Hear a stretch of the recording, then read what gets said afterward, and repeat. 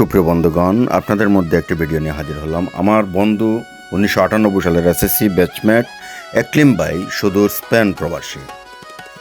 উনি জকিগঞ্জ উপজেলার বীরশ্রী ইউনিয়নের লিয়াকতপুর গ্রামে একটি নান্দনিক বাড়ি তৈরি করেছেন। বাড়িটি দেখে আমি মুগ্ধ হলাম। রাতের বেলা যদিও ভিডিও ধারণ করেছি, তারপরেও আপনারা বুঝতে পারবেন বা দেখানোর চেষ্টা করতেছি কত নান্দনিক, কত সাজানো গুছানো ওনার বাড়ির প্রতিটি পরতে পরতে দৃশ্যমান। আসলে মানুষের রুচি কতটুকু উন্নত হলে এরকম সুন্দর একটি বাড়ি তৈরি করা যায়, যা দেখে অনুভব করলাম।